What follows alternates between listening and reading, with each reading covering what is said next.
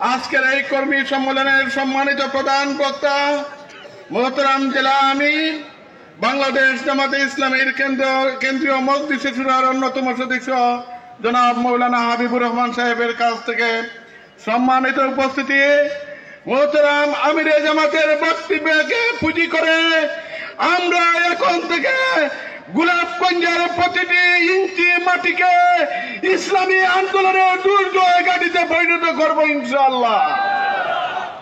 সম্মানিত উপস্থিতি, আজকের এই কর্মী সম্মেলনে এসে উপস্থিত হয়েছেন বাংলাদেশ জামাতে ইসলামী বিয়ানীবাজার উপজেলার সংগ্রামী আমির জনাব মৌলানা ফয়জুল ইসলাম।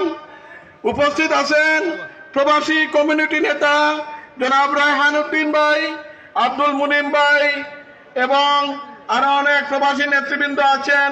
ইসলামী ছাত্র শিবিরের সকল শাখা সভাপতিবৃন্দ আছেন এবং শ্রমিক কল্যাণের সভাপতি সেক্রেটারি বৃন্দ আছেন।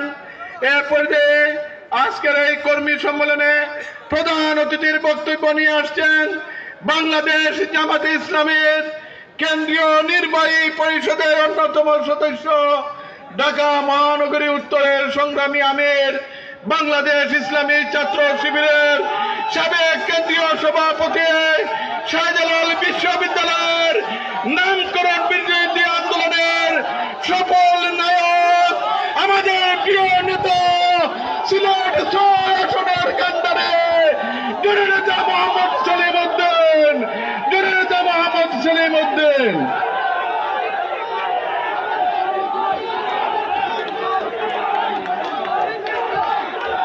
আলাইকুম ওয়া রাহমাতুল্লাহি ওয়া বারাকাতুহু। আলহামদুলিল্লাহি রাব্বিল আলামিন, ওয়াসসালাতু ওয়াসসালামু আলা সাইয়্যিদিল আমবিয়াই ওয়াল মুরসালিন ওয়া আলা আলিহি ওয়া সাহবিহি আজমাইন। বাংলাদেশের অন্যতম আলোকিত একটি উপজেলা, জ্ঞান এবং শিক্ষা দীক্ষায় বাংলাদেশকে নেতৃত্ব দানকারী উপজেলা, আমাদের অত্যন্ত সুপরিচিত এবং আমাদের সকলের প্রিয় একটি এলাকা গোলাপগঞ্জ উপজেলা এবং পৌরসভা জামাত ইসলামী আয়োজিত আজকের এই ঐতিহাসিক কর্মী সম্মেলনের সংগ্রামী সভাপতি জনাব আব্দুল আজিজ জামাল সাহেব, মঞ্চ উপবিষ্ট সিলেটের কোটি মানুষের প্রাণপ্রিয় নেতা প্রখ্যাত আলেমে দ্বীন, আমি অন্তত সিলেটে যে ৫-৬ জনকে আমার প্রাণের প্রিয় মানুষ হিসাবে পেয়েছি, তাদের মধ্যে অন্যতম হযরত মাওলানা ফরিদউদ্দিন চৌধুরী দামাত বারাকাতুহুল আলিয়া, তাদের মধ্যে অন্যতম জননেতা ডাক্তার শফিকুর রহমান সাহেব আমিরে জামাত, তাদের মধ্যে অন্যতম আমাদের প্রিয় নেতা হযরত মাওলানা হাবিবুর রহমান সাহেব এবং আরও ২ জন আমার অত্যন্ত ৩ জন আরও প্রিয় ব্যক্তি রয়েছেন, অধ্যাপক ফজলুর রহমান সাহেব, অধ্যক্ষ আব্দুল হান্নান সাহেব, মাওলানা আনোয়ার হোসেন হাফেজ মাওলানা আনোয়ার হোসেন খান সাহেব। আমার এই গ্রাম থেকে ঢাকা শহর পর্যন্ত যাওয়ার এই যাত্রায় যাদের দোয়া, যাদের ভালোবাসায় আমি সিক্ত, যাদের আন্তরিক সহযোগিতায় আমি উদ্ভাসিত, উজ্জীবিত, আমি যে কয়েকজন দায়িত্বশীলের নাম বললাম, এর মধ্যে মাওলানা ফরিদউদ্দিন চৌধুরী অসুস্থ, আল্লাহ তাআলা তাকে পুরোপুরি সুস্থতার নেয়ামত দান করুন। আল্লাহ তাআলা তাকে আবারও আমাদের দ্বীনের ময়দানে ফিরে আসার তৌফিক দান করুন। আর বাকি দায়িত্বশীল আলহামদুলিল্লাহ এখন পর্যন্ত আমি তাদেরকে যেভাবে দেখি যে তারা যথেষ্ট আল্লাহর মেহেরবানিতে সুস্থ আছেন, আল্লাহ যেন তাদেরকে সুস্থতার সহিত আরও বহু বছর বহুদিন আমাদের মধ্যে বাঁচিয়ে রাখেন। মহান মাবুদের কাছে আমরা সেই দোয়া করছি। সম্মানিত উপস্থিতি, আমরা যারা জামাত ইসলামী করি আমরা কোনো শখের বসে জামাত ইসলামী করি না। অন্যরা যেভাবে একটা পার্টি করা দরকার সেজন্য সে একটা পার্টিতে জয়েন করে, আমরা জামাত ইসলামী করি মূলত আল্লাহর নির্দেশ বাস্তবায়নের জন্য।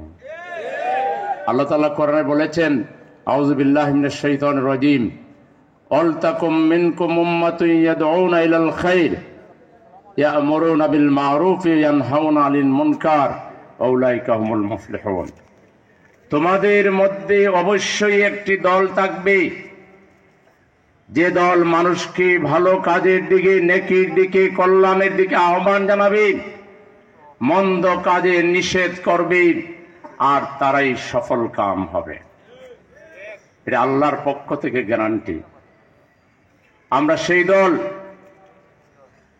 আমরা আমাদের বিবেককে সাক্ষী রেখে বুকে হাত দিয়ে বলতে পারি, মানুষ হিসাবে আমরা হয়তো ভুলের ঊর্ধ্বে কেউই নয়, আমাদেরও নানা ভুল হতে পারে, কিন্তু জেনে শুনে কোন মুনকারের পথে ঘোষণা দিয়ে আমরা যোগ সাজস করে কোন চাঁদাবাজি, টেন্ডারবাজি, খুন, ধর্ষণ, নারীর ইজ্জত হরণ কিংবা সমাজকে ধ্বংসের দিকে নিয়ে যাওয়ার জন্য, সমাজের চাকাকে আরো খারাপের দিকে নিয়ে যাওয়ার জন্য আমরা রাতের আধারে যদি দুইজন বসে কথা বলি, আমাদের আল্লাহ সাক্ষী, শুধু তার কথা, তার হাবিবের কথা, তার পাঠানো দিনের কথা ছাড়া আমাদের ব্যক্তিগত কিংবা সমাজের ক্ষতি হয় এমন কোন কথা আমরা বলি না। এই দলটি 12 মাস 24 ঘন্টা শুধুমাত্র আল্লাহর নির্দেশ বাস্তবায়নে, আল্লাহ তাআলা তার নবীকে যে উদ্দেশ্য দিয়ে পৃথিবীতে পাঠিয়েছেন, মহা সংস্কারের জন্য, বাতিলকে উৎখাত করে দিনকে বিজয়ী করার জন্য যে ঐতিহাসিক জিম্মাদারি দিয়ে মুহাম্মদুর রাসূলুল্লাহ সাল্লাল্লাহু আলাইহি সাল্লামকে পাঠানো হয়েছে। হুয়াল্লাযী আরসালা রাসূলাহু বিল হুদা ওয়া দীনিল হক লিইয়ুযহিরাহু আলাদ দীনি কুল্লিহি ওয়ালাউ কারিহাল মুশরিকুন। আরেক জায়গায় ওয়ালাউ কারিহাল কাফিরুন, আরেক জায়গায় এসেছে কাফা বিল্লাহি শাহীদা। তিনি সেই সত্তা যিনি তার রাসূলকে হেদায়েত এবং সত্য দিন সহকারে পাঠিয়েছেন, যাতে করে আদিয়ানে বাতিলা মানব রচিত মতবাদের ধ্বজাধারী যারা আল্লাহর নিয়ামত ভোগ করেও শয়তানের অনুসারী হয়ে আল্লাহকে চ্যালেঞ্জ করে নিজেরা মতবাদ আবিষ্কার করে সেই মতবাদের দিকে আমার মুসলমানকে, মুসলমানের সন্তানকে রাত দিন 24 ঘন্টা আল্লাহর নাফরমান বান্দা বানাবার জন্য, আল্লাহর সাথে শরীক করার জন্য চ্যালেঞ্জ ছুড়ে দেয়, সেই আল্লাহর দুশমনদেরকে চ্যালেঞ্জ করার জন্য জামাত ইসলামী 12 মাস 24 ঘন্টা কাজ করে। জামাত ইসলামী যদি আল্লাহর পথে চলে, আল্লাহর কথা মতে চলে, রাসূলের তরিকা অনুযায়ী চলে, অতএব জামাত ইসলামী এই আকাশের নিচে জমিনের উপরে আল্লাহ ছাড়া আর কোন শক্তিকে বিন্দু মাত্র পরোয়া করেন না।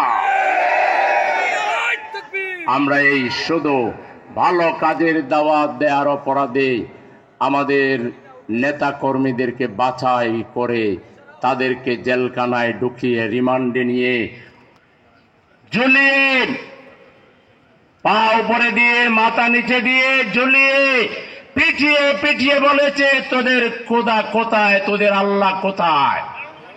আর আমরা বলেছি হাসবি আল্লাহু রাব্বি নি'মাল মাওলা ওয়া নি'মান নাসির। আমাদেরকে ঝুলিয়ে হত্যা করেছে, আমাদেরকে তারা আয়নাঘরে ঢুকিয়ে অমানসিক নির্যাতন করেছেন, আমাদেরকে তারা স্লোগান দিয়েছে যেখানে পাও সেখানে ধরো, জামাত শিবির খতম করো, জামাত শিবিরের আস্তানা জ্বালিয়ে দাও, পুড়িয়ে দাও, একটা দুইটা শিবির ধরো, সকাল বিকাল নাস্তা করো।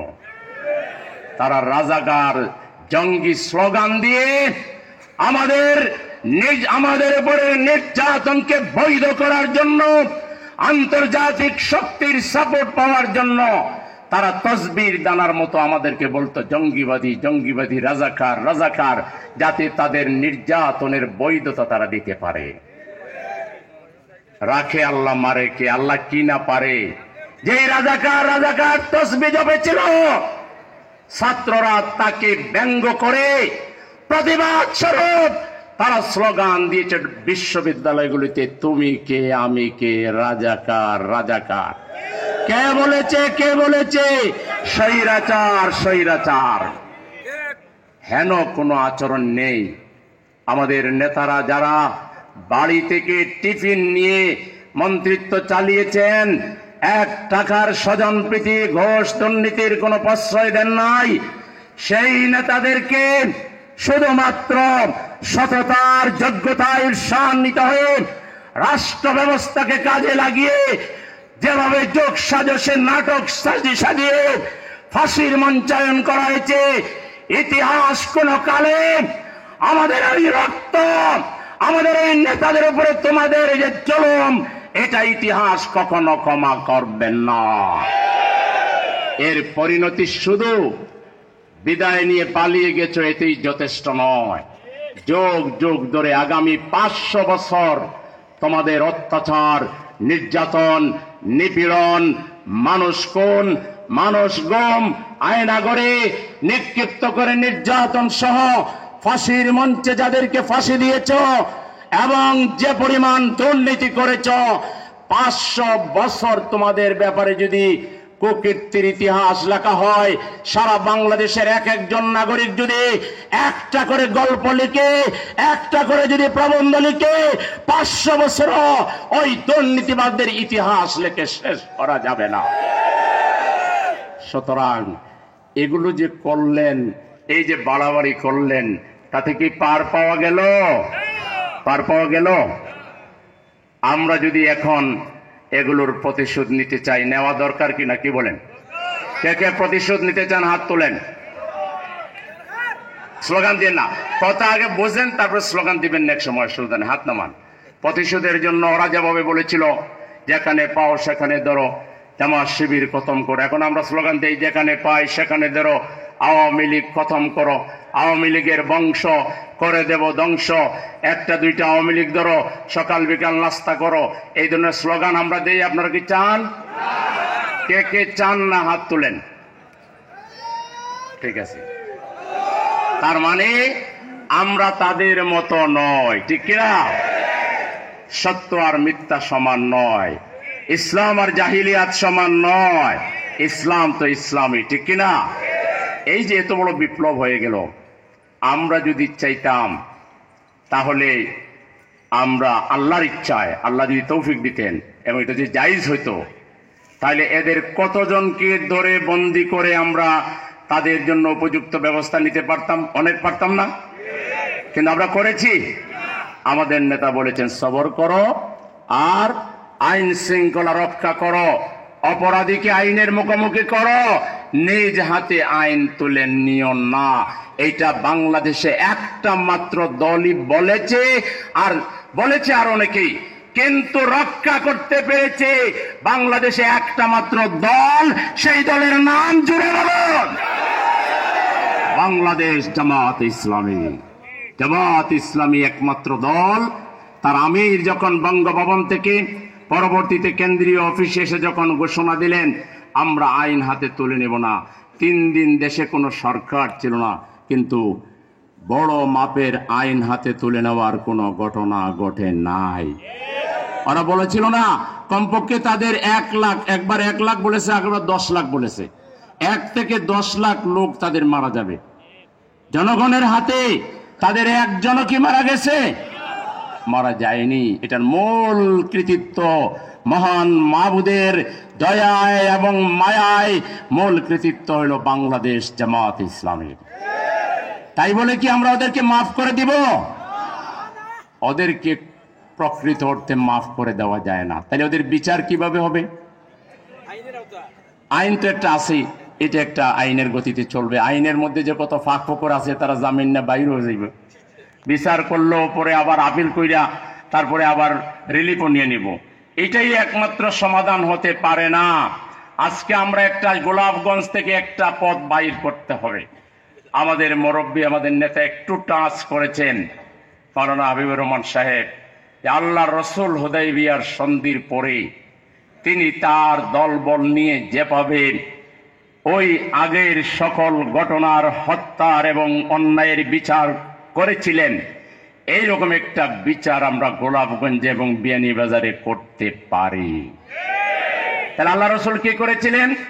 আল্লাহ রসুল টাইম পেয়েছিলেন 10 বছর। কয় বছর? হুদাইবিয়ার সন্ধিটা হয়েছিল 10 বছরের জন্য।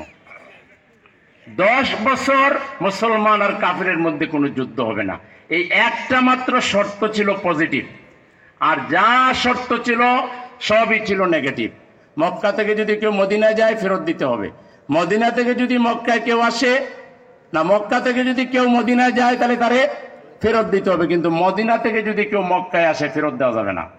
সম্পূর্ণ ইনব্যালেন্স একটা শর্ত ছিল। তারপর আল্লাহ রসুল তার ফারসাইটনেস দিয়ে তিনি এটা মেনে নিলেন। আর আল্লাহ কোরআনের আয়াত নাজিল করলেন, ইন্না ফাতাহনা লাকা ফাতহাম মুবিন। হে নবী, এই সন্ধি তোমার জন্য সুস্পষ্ট বিজয়। সাহাবায়ে কেরাম তো বুঝতে পারতেছিলেন না এই বিজয়টা কি। রাসূল বুঝতে পারতেছিলেন যে যুদ্ধ যদি না হয়, পরিবেশ যদি অনুকূল হয়, রাত্রে যদি আমার সাহাবীরা ঘরে ঘুমাইতে পারে, নির্বিঘ্নে চলাফেরা করতে পারে, যদিও কোনো যোগাযোগ ব্যবস্থা উন্নত ছিল না, টেলিফোন ছিল না, বিমান ছিল না, বড় রাস্তা ছিল না, পায়ে হেঁটে হেঁটে সেই খরতাপ, সেই মানে আমাদের দেশের দুপুরের রৌদ্র কি, ওটা আরবের ওই গরমের সাথে কোনো তুলনাই হবে না। যারা আরব টরব গিয়েছেন তারা বুঝতে পারবেন। সেই মরুভূমি আর সেই যে উত্তাপ, সূর্যের যে উত্তাপ, এটা মারাত্মক। এই অবস্থায় আল্লাহ রসুল তার সাহাবীদেরকে সাথে নিয়ে সিদ্ধান্ত নিলেন যে আমরা 10 বছর নেব না, আমরা খুব অল্প সময়ের ভিতরে এই কাফির যারা আমাদের উপরে নির্যাতন করেছে, জুলুম করেছে, তাদের সাথে মিশব, তাদের সেবা করব, তাদের উপকার করব, তাদের সামনে দিন তুলে ধরব, তাদের সামনে আল্লাহকে তুলে ধরব, তাদের সামনে রসুলকে তুলে ধরব, এবং অল্প সময়ের নোটিশে এদের উপরে আমরা প্রভাব তৈরি করব। 6ষ্ঠ হিজরি আর 8ম হিজরি 10 বছর হইলে যাওয়ার কথা ছিল 16 পর্যন্ত, না, মাত্র 8ম হিজরিতে আল্লাহর রসুল মক্কা অভিযানের ঘোষণা দিলেন। তখন ছিল রমজান মাস। আল্লাহ রসুলের নেতৃত্বে সেই অভিযানে অংশগ্রহণ করেছিলেন 10,000+ সাহাবী, আর হুদাইবিয়ার সন্ধির সময় ছিল 1400+ সাহাবী। প্রায় 9,500 অতিরিক্ত যোদ্ধাকে সাথে নিয়ে মক্কা অভিযান করলেন। আর তার এই বাহিনীর সামনে দাঁড়াবার মতো তৎকালীন আবু জাহালের গোষ্ঠীর একটা ছোট উপদলেরও সাহস হলো না। তারা যে যার মতো পালানো শুরু করলো। আল্লাহ রসুল বিনা যুদ্ধে, বিনা রক্তপাতে তার হারানো সেই জন্মভূমি, সেই পবিত্র মক্কা মুআজ্জামা তার সাহাবীদেরকে সাথে নিয়ে উদ্ধার করলেন, এবং সেই পৃথিবীর সবচেয়ে নিকৃষ্ট জাহিলিয়াত, আইয়ামে জাহিলিয়াতের দাফন তিনি সম্পন্ন করলেন। আজকে আমরা 5ই আগস্ট তথা জুলাই আগস্ট তথা 24 সালের বিপ্লবের মধ্য দিয়ে আওয়ামী জাহিলিয়াতের রাজনৈতিক জানাজা আমরা ইতিমধ্যে আল্লাহর রহমতে সম্পন্ন করতে পেরেছি। এখন তাদের রাজনৈতিক কবর দাফন আমাদেরকে সম্পন্ন করতে হবে। আপনার আওয়ামী জাহিলিয়াতের দাফনে শরীক হতে রাজি আছেন? হাত তোলেন, কে কে রাজি আছেন? আওয়ামী জাহিলিয়াতের দাফন আমরা করব ইনশাআল্লাহ। সেটা আমরা কোনো তাদের প্রতি বাঁকা চোখে তাকাবো না, তাদেরকে গালি দিব না, তাদের কোনো সম্পদ আমরা তো দখল করব না, অন্য কেউ দখল করতে পারবে না। তাদের নামে মিথ্যা মামলা দিয়ে খয়রাতি করার সুযোগ আমাদের তো কোনো কল্পনাও করা যায় না, অন্য কাউকেও আমরা সুযোগ দেব না। আমরা যেটা করব, আমরা আমাদের গোলাপগঞ্জের লক্ষ জনতাকে অন্তরের অন্তঃস্থল থেকে গভীর ভালোবাসা আমরা পোষণ করব। আমরা আমাদের গ্রামের, সেন্টারের, ইউনিয়নের, বাজারের আমার প্রতিবেশী, আত্মীয় স্বজন, বন্ধু বান্ধব, যাকে চিনি যাকে চিনি না, সবাইকে এখন থেকে সালাম দেব। আগে সালাম দেব। কে কে আগে সালাম দিতে রাজি আছেন? ইনশাআল্লাহ। এবং আমরা কাউকে ঘৃণা করব না, এই শর্তে কে কে রাজি আছেন? আমরা সবাইকে গভীর মমত্ববোধ দিয়ে, ভালোবাসা দিয়ে আমাদের বুকে জড়িয়ে ধরবো। কে কে রাজি আছেন? এর জন্য জনগণের কাছে যেতে যে কষ্ট হবে, যে পরিশ্রম হবে, যে গাম জড়াতে হবে, অনেক সময় সকালের নাস্তা বাদ দিতে হবে, অনেক সময় কসর খাইতে হবে, সকাল আর দুপুর মিলাইয়া দুপুরে, অথবা সকাল দুপুর মিলাইয়া রাত্রে। আমি আজকের দিনে খেলাম কি খেলাম না, পেলাম কি পেলাম না, কেউ আমাকে থ্যাঙ্কস দিল কি দিল না, কেউ আমার সাথে হাত মিলালো কি মিলালো না, কোন দায়িত্বশীল আমাকে সমাদর করলো কি করলো না, আমি দায়িত্বশীলের জন্য জামাতে ইসলামী করি না। আমি জামাতে ইসলামী করি আল্লাহর নির্দেশ বাস্তবায়ন করার জন্য। আমরা এমপি হওয়ার জন্য, মন্ত্রী হওয়ার জন্য আমরা জামাতে ইসলামী করি না। আমরা এমপি হওয়ার জন্য কাজও করব না। এমপি যদি আল্লাহর ইচ্ছা হয়, আল্লাহ যদি দায়িত্ব দেন, সেটা হবে একটা আমানতদারিতা, সেটা একটা বিরাট আল্লাহর পক্ষ থেকে এবং মানুষের পক্ষ থেকে একটা দায়িত্ব। সেই দায়িত্ব পালন তখন অত্যন্ত সতর্কতার সহিত পালন করতে হবে। এমপি হওয়াটা আমাদের জীবনের লক্ষ্য যদি হয়, এই যে গলা ফাটায় বক্তৃতা দিচ্ছি, এই যে স্লোগান দিচ্ছেন, আল্লাহর কসম আপনি শুধু গুনাহ অর্জন করা ছাড়া আল্লাহর তরফ থেকে কোনো দয়ার অধিকারী কখনো হবেন না।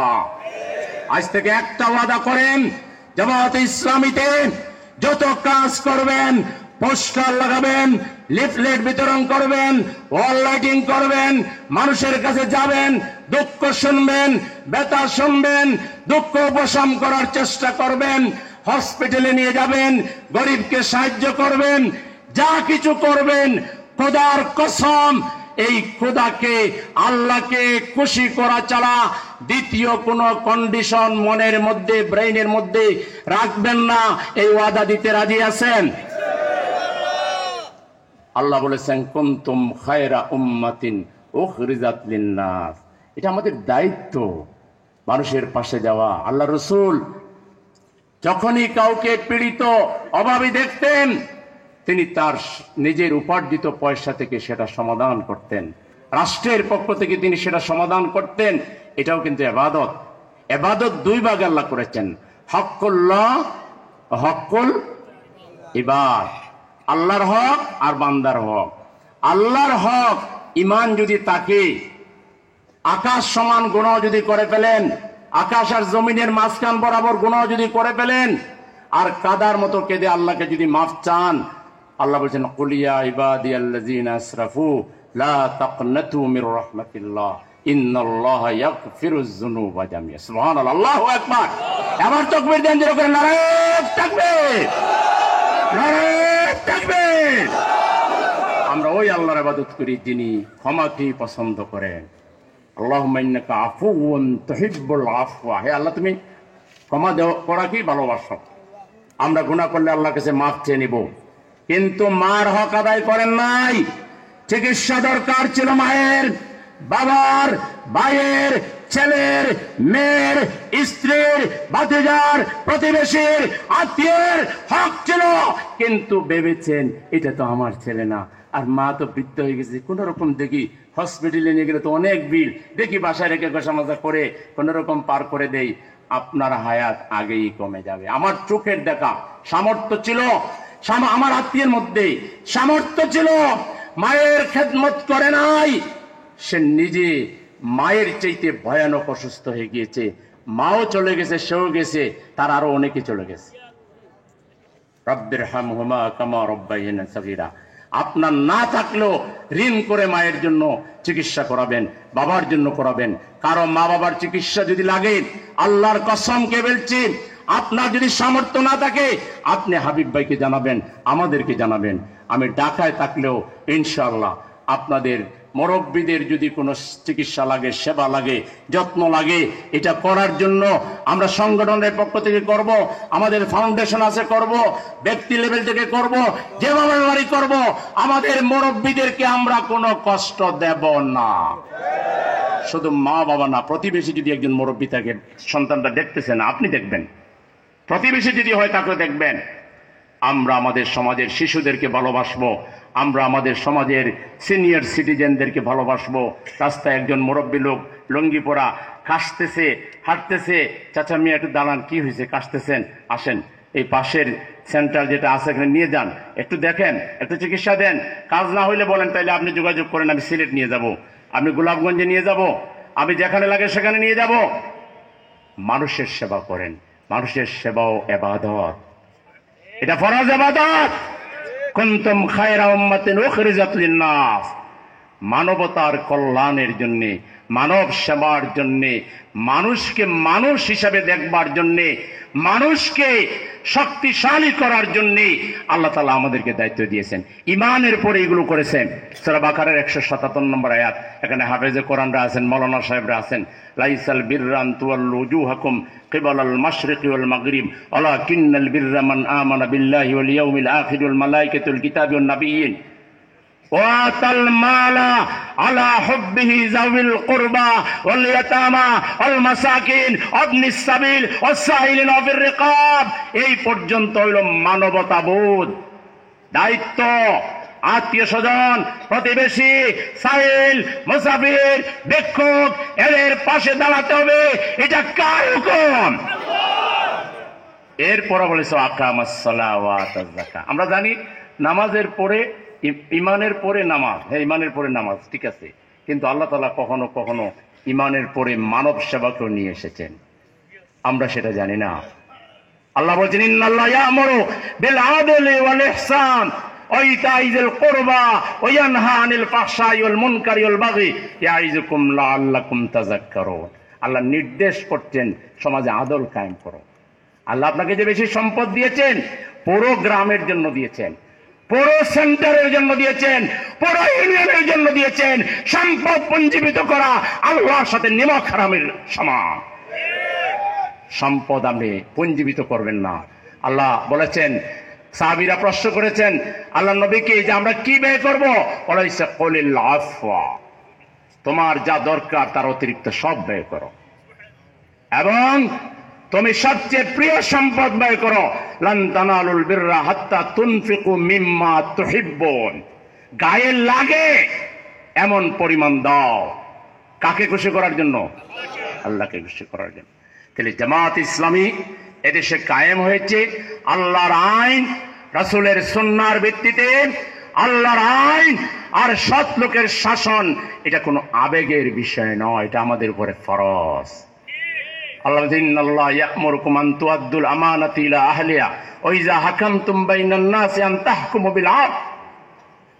এটা নির্বাচন সংক্রান্ত আয়াত, রাজনীতি সংক্রান্ত আয়াত, রাষ্ট্র সংক্রান্ত আয়াত। আল্লাহ নির্দেশ দিচ্ছেন তোমাদের আমানতকে সঠিক জায়গায় সুপর্দ করো। আর যখন এই আমানত নিয়ে যারা বিচার ফয়সালা করবে, ক্ষমতা যারা পাবে, তারা যেন ন্যায় বিচার করে। ন্যায় বিচার পাওয়ার অধিকার প্রত্যেকটা মানুষের আছে, আছে কিনা? সেই ন্যায় বিচার দিবে কি? যারা ক্ষমতায় থাকবে তারা। আর ক্ষমতায় যদি আপনি দুনিয়ার সব চোর বাটপারদেরকে, অসৎ লোকদেরকে যদি আপনি দিয়ে বসেন, তাহলে আপনি ন্যায় বিচার পাবেন? আমাদের আন্দোলন কোনো আবেগের আন্দোলন না, আমাদের আন্দোলন দায়িত্বের আন্দোলন। আমাদের আন্দোলন এটা আল্লাহর হুকুমের আন্দোলন, মানুষের অধিকার প্রতিষ্ঠার আন্দোলন। ইসলাম কায়েম হলে যাকাত ভিত্তিক যে অর্থনীতি হবে, সেই অর্থনীতির মাধ্যমে এমন একটা, আমাদের দেশে যে পরিমাণ জাকাত হয় বার্ষিক, 1 বছরের বাজেট পরিমাণ সমান টাকা জাকাত থেকে আসবে। তাহলে কি হবে? জাকাত রাষ্ট্র কালেকশন করবে, ইউনো সব তার কর্মচারী পাঠায় দিবে, সাথে পুলিশ থাকবে 2টা। ধনীদের তালিকা করে জাকাত নিয়ে আসবে, গরিবদের তালিকা করে তাদের বাসায় নিয়ে উপযুক্ত পরিমাণ দিয়ে আসবে। ধনীও জানবে না তার জাকাত কোথায় গেল, শাড়ি লঙ্গি বিতরণের প্রয়োজন হবে না। গরিব জানবে না সে কোথায় থেকে জাকাত পেল। যে জাকাত নিবে একবারই নিবে, তাকে অসংখ্যবার নিতে হবে না।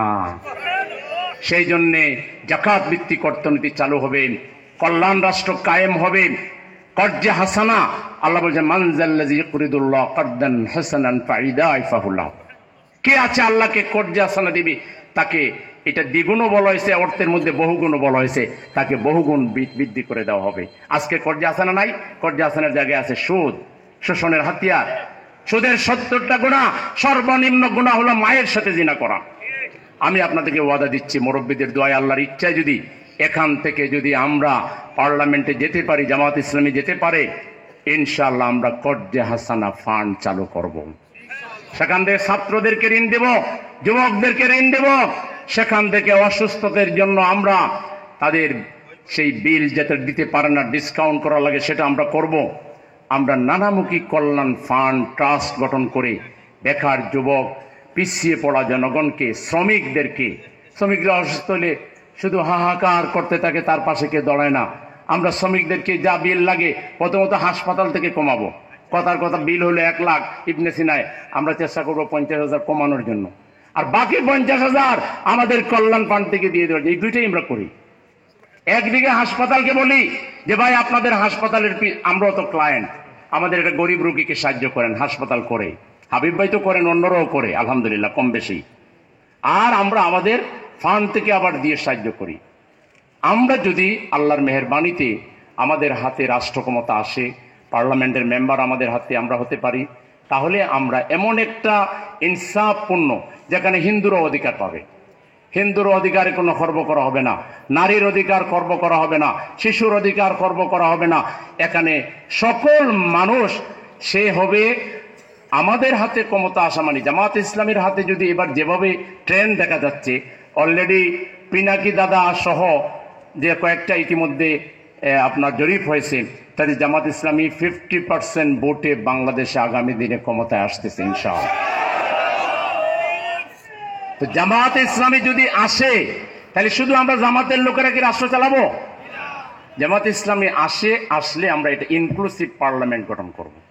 আমরা বড় বড় মসজিদের খতিবদেরকে নিয়ে যাব, ইমামদেরকে পার্লামেন্ট মেম্বার বানিয়ে নিয়ে যাব, বিভিন্ন মাদ্রাসার মুহতামিমদেরকে নিয়ে যাব। সারা বাংলাদেশ থেকে বাছাই করা 300 পার্লামেন্টারি আমরা করব। যা ডিবেট করা এখানে করো, জ্ঞান দেওয়ার এখানে দাও, বুদ্ধি দেওয়ার এখানে দাও। সবার বুদ্ধি পরামর্শ নিয়ে আমরা একটা ঐক্যবদ্ধ বাংলাদেশ কায়েম করব ইনশাআল্লাহ। সেই ঐক্য হবে ইমানের ভিত্তিতে, সেই ঐক্য হবে ইসলামের ভিত্তিতে। সবাইকে প্রথমে এটা মেনে নিতে হবে, বাংলাদেশের সংখ্যাগরিষ্ঠ মানুষের আদর্শ যে ইসলাম, যে ইমান, মানুষের যে বোধ, মানুষের যে বিশ্বাস, মানুষের যে আকীদা, এটাকে মূল্যায়ন করতে হবে। এটাকে রাষ্ট্রীয় কাঠামোতে ধর্মনিরপেক্ষতাকে বঙ্গোপসাগরে ভাসিয়ে সর্বশক্তিমান আল্লাহর উপর আস্থা এবং বিশ্বাস, বিসমিল্লাহির রহমানির রহিম, রাষ্ট্র ধর্ম আবার যেভাবে আছে সেভাবে কায়েম করা লাগবে। সংবিধান কমিশন যারা দায়িত্ব পেয়েছেন আমাদেরকে পরামর্শ দিতে বলেছিলেন, আমরা দিয়ে দিয়েছি। ধর্মনিরপেক্ষতা এবং সোশ্যালিজম এটা বাংলাদেশের কোটি মানুষের কোনো আদর্শ নয়। অতএব এটা আর সংবিধানে আমরা দেখতে চাই না। রাজি আছেন? সংবিধান থেকে এটা বাদ দিতে হবে। সংবিধান আমরা দেখতে চাই সর্বশক্তিমান আল্লাহর উপর আস্থা এবং বিশ্বাস, বিসমিল্লাহির রহমানির রহিম, এবং আমরা দেখতে চাই রাষ্ট্রধর্ম ইসলাম। এই 3 জায়গায় কোনো আপোষ আপনারা করবেন না। করলে আমাদের ছাত্ররা যে স্লোগানের ভিত্তিতে তারা রাস্তায় নেমেছিল, আমরা সমর্থন দিয়েছিলাম, সেই স্লোগান এখনো আছে, সেই ছাত্ররাও আছে, আমরাও আছি। আমরা বৈষম্যের বিরুদ্ধে স্লোগান দিয়ে বিজয় অর্জন করেছি, ঠিক কিনা? তাইলে 90% মুসলমানের দেশে আমাদের আকীদার বিরুদ্ধে বাড়াটি আদর্শ স্থাপন করবেন, এটা কি বৈষম্য নয়? সুতরাং আবারও বৈষম্য করলো, ওদেরকে নামাইতে লাগছে 36 দিন, বাকি কেউই 36 ঘন্টাও থাকতে পারবেন না। আমরা যদি সেইভাবে কর্মসূচি নেই তাহলে কিন্তু অবস্থা খারাপ হবে। আমরা প্রেজেন্ট রেজিমকে বলবো, কমিশনকে বলবো, আপনারা 18 কোটি মানুষের পালস বুঝে আপনাদের যে কমিশনগুলো করেছেন, যে সিদ্ধান্তগুলো নেবেন, যে সংস্কারগুলো নেবেন, বৈষম্য যাতে না হয় আপনারা অন্যদেরকে অগ্রাধিকার দিবেন। আর আমরা বৈষম্যের শিকার হব, সংখ্যাগরিষ্ঠ মানুষ এটা বাংলাদেশে আর হতে আমরা দেব না। সংগ্রামী ভাইরা আমার, তাহলে আমি আসল কথা আবার ফিরে যাই, আমার সময়ের শেষ পর্যায়ে চলে আসছে, আজান হয়ে যাবে। আপনারা কি আসলেই আওয়ামী জাহিলিয়াতকে বিদায় দিয়ে এর চূড়ান্ত রাজনৈতিক কবর রচনার জন্য রাজি আছেন? আসলে রাজি আছেন না কোন রকম রাজি আছেন? যারা কোন রকম রাজি, অতীতেও যেভাবে হেলে দুলে পারলে করেছি না বললে নাই, এরকম কোন রকম লেপাপা দরজ কোন রকম একটা মিলে জিলে যারা চলতে চান তারা দুই হাত তুলেন। যারা এটা করবেন না, এখন থেকে আল্লাহ যে নির্দেশ দিয়েছেন জাহিদু ফিল্লাহি হাক্কা জিহাদি, যথাযথ হক আদায় করে 100% এফোর্ট দিয়ে শক্তি দিয়ে আপনারা দাঁড়ে দাঁড়ে দাঁড়ে দাঁড়ে যাবেন। একজন একজন যাবেন, দুইজন দুইজন যাবেন, 10 জন যাবেন। কোন ঘর একবার নয়, দুইবার নয়, 10 বার, 20 বার, 30 বার, 50 বার, 100 বার মানুষ এসে আপনাকে জোড়াত করে বলবে যে ভাই আর আশা লাগবে না, আমি আপনার সাথে আছি। এইরকম অবস্থায় না পৌঁছা পর্যন্ত যতবার যাওয়া লাগে, যত কষ্ট করা লাগে, আল্লাহর আইনের পক্ষে সৎ লোকের শাসন, সৎ লোককে ভোট দিতে হবে। অসৎ লোককে ভোট দিলে, আল্লাহর আইনের বিরুদ্ধে ভোট দিলে আল্লাহ নাকশ হবেন, নারাজ হবেন। কবর থেকে সেই হাসর পর্যন্ত আর সর্বশেষ বিচারে আল্লাহ যদি আমাদেরকে ধরে ফেলেন, এখান থেকে বাঁচার জন্য, আমরাও বাঁচার জন্য, অন্যদেরকে বাঁচানোর জন্য আপনারা জীবনপণ, জীবন মরণ সিদ্ধান্ত নিয়ে দাওয়াতি কাজ করা, বই বিতরণ করা, মানুষকে প্রশিক্ষণ প্রোগ্রামে আনা, সভ্যদারিতে আনা, গণসভ্যদারি, গণটিএস, টিসি, যেখানে আমাদের দিন সম্পর্কে শিক্ষা দেওয়া হয়, সেই সব জায়গাতে আপনারাও আসবেন, অন্যদেরকেও নিয়ে আসবেন। এখন থেকে এই কষ্ট স্বীকার করতে আন্তরিকভাবে 100% যারা রাজি আছেন তারা হাত তোলেন। তাইলে এখান থেকে ফিরে যাওয়ার পরে এই নভেম্বরের বাকি সময় আর ডিসেম্বরের 31 তারিখের মধ্যে এই বাইরা যদি গড়ে 10টা মানুষকে যদি বুঝাইতে পারেন, এর মধ্যে আপনার পরিবারের লোক আছে, আত্মীয় স্বজন আছে, প্রতিবেশী আছে, সব আছে না? 10 জন করে যদি বোঝাতে পারেন, আর এখানে যদি 3, 3.5, 4 হাজার লোক হয়, তাহলে 10 জন করে বুঝাইলে কতজন লোককে বুঝাইতে পারবেন? 40,000 লোক।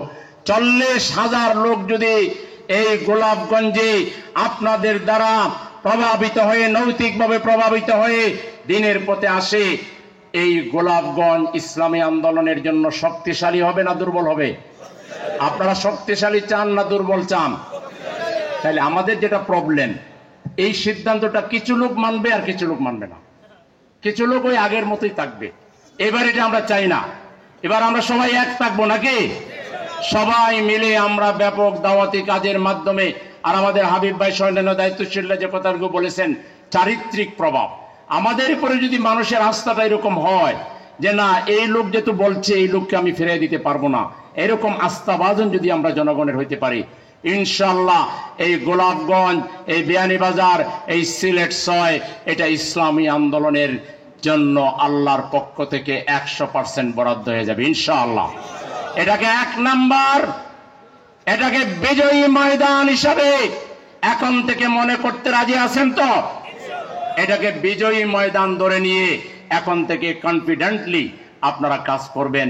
সব রুগ্ন ভাব, সব শুষ্ক ভাব, সব বদমেজাজ, সব বদচরিত্র, সব দুর্বল পদচারণা থেকে মুক্ত হয়ে আমাদের পায়ের ছাপকে এখন আরো শক্তভাবে, মজবুতভাবে আমরা পায়ের ছাপ আমরা জমিনের মধ্যে রাখবো, তার কালেমার পতাকাকে মজবুত করে ধরবো, এবং এখন থেকে আমরা নারায়ে তাকবীর আল্লাহু আকবারের স্লোগানে এই গোলাপগঞ্জের অলি গলি গ্রাম সর্বত্র আমরা জনগণকে আল্লাহর তাকবীর ধ্বনিতে মুখরিত করে আগামী দিনে এই গোলাপগঞ্জের প্রত্যেকটা সমস্যার ব্যাপারে আমি এখন থেকেই কাজ শুরু করেছি।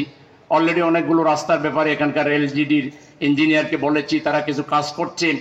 আপনাদের গ্যাসের যে সমস্যা, ইনশাআল্লাহ আপনারা জনগণকে যদি এইভাবে ঐক্যবদ্ধ করতে পারেন, এখানে গ্যাসের সমস্যা বিয়ানীবাজার গোলাপগঞ্জ এটা থাকবে না ইনশাআল্লাহ। এই 2 থানার জনগণ যদি জামাত ইসলামীকে তাদের রায় দেয়, আমি আল্লাহকে সাক্ষী রেখে খোলা আকাশের নিচে বলছি, আমার 1 নাম্বার এজেন্ডা হবে গোলাপগঞ্জ এবং বিয়ানীবাজারের একটা গড়েও গ্যাস না দিয়ে গ্যাস অন্য কোথায় যাইতে দেব না। পাশাপাশি সড়ক উন্নয়ন এবং শ্রমিকদের বিভিন্ন দাবি দাওয়া পূরণ, শিক্ষা ব্যবস্থার উন্নয়ন, স্বাস্থ্যের উন্নয়ন। এখানে হাসপাতালে ডাক্তার নাই, তারপরে নার্স নাই, ঔষধ নাই, এই যে অবস্থা, এগুলো আমি কিছু প্রাইভেট হসপিটাল আরো করার মাধ্যমে এবং আরো বিভিন্ন ধরনের সামাজিক উদ্যোগের মাধ্যমেও ভূমিকা রাখবো ইনশাল্লাহ। আর রাষ্ট্রীয় সুযোগ যদি আসে, সামাজিক আর রাষ্ট্রীয় দুইটা মিলাইয়া সোনায় সোহাগা এই বিয়ানীবাজার আর গোলাপগঞ্জ হবে বাংলাদেশের মধ্যে দুটি উন্নয়নের মডেল, দুটি থানা মডেল, একটি আসন ইনশাআল্লাহ। আমি আজকে যে আলোর কাফেলার যে এক ঝাঁক মৌমাছির মতো যেভাবে আপনারা একটা লোক নড়াচড়া করতেছেন না, চুপচাপ বসে আছেন, এটা আপনাদের আন্তরিকতার বহিঃপ্রকাশ, ভালোবাসার বহিঃপ্রকাশ। আমরা আপনাদেরকে ভালোবাসি হৃদয় থেকে। আপনারা আপনাদের যে কোনো প্রয়োজনে আমাদের সাথে যোগাযোগ করবেন। আমি যদি ঢাকায় থাকি, ঢাকায় অনেকগুলো হাসপাতাল, স্কুল, কলেজ, মাদ্রাসা, আপনাদের লোক বিদেশ যাওয়া আসা যাওয়া, আমি চাইলে কিছু না কিছু উপকার করতে পারবো। এটা মানুষ 100% পারবে না, আর আমি সব নিজেই করব তাও পারবো না। আমার যেহেতু ঢাকায় একটা সেট আছে, একটা শাখার আমি আমির, অতএব কিছু লোক আমার নিয়োজিত আছে, কিছু অ্যারেঞ্জমেন্ট আছে, চাইলে কিছু না কিছু উপকার আপনাদের আমি করতে পারবো। আপনারা সেই উপকার নেওয়ার জন্য একটু লেগে থাকার চেষ্টা করতে হবে। রাজি আছেন তো?